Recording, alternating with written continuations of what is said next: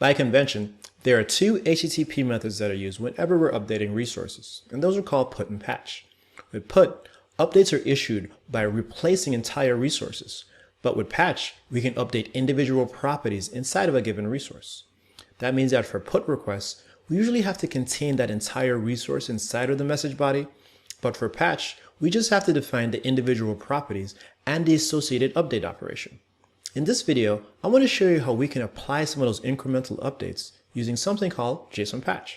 There you go, you probably guessed it. There's a spec for that. JsonPatch is a spec that defines how we can issue updates to resources inside of our web APIs. And it's defined in spec RFC 6902. So if you want to look it up, you can go ahead and search for that. Now, JsonPatch defines operations such as add, remove, replace, or even move. And if we want to implement this inside of ASP.NET Core, we just have to install a few NuGet packages. So let's go ahead and take a look. Support for JsonPatch isn't enabled by default inside of our web API templates. So there's a few NuGet packages that we need to install. First, make sure you install the Microsoft ASP.NET Core JsonPatch package. Next, install the Microsoft ASP.NET Core.mvc.newtonsoft.json package as well. These two are needed to enable that JsonPatch support inside of our web API. Lastly, make sure you install the swashbuckle.asp.NET Core.newtonsoft package. We need that to make sure that JsonPatch support works inside of our Swagger UI. Next, let's head over to the startup.cs file to enable these features. On line 32, notice I'm adding a call to add Newtonsoft JSON. Also on line 37, we're enabling Newtonsoft support for our Swagger UI by another method call. Last thing we need to do is actually update our controller.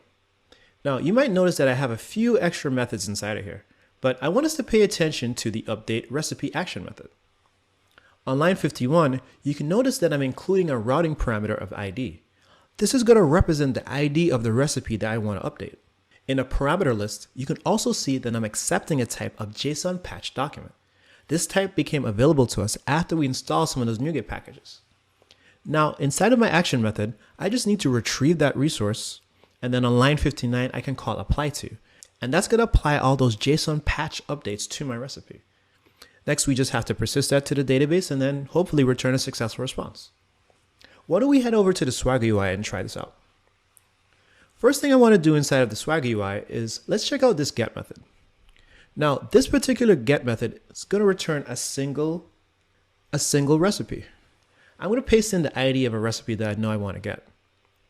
As we scroll down, notice this one says the best meatballs in the title. What do we use JsonPatch to update that title? So let's go to the patch. I'm going to hit try out. And as you can imagine, I have to give it the ID of the recipe I want to update. But now inside of the body, I have to specify the updates I want to make. So I want to update the title. I want to replace it. And then instead of from, I'm going to make this value. And the value I want to change this to is 30-minute meatballs. There we go. Now I'm going to execute that. And as we scroll down, I got a 200 level status code. So I hope that means that everything's working fine.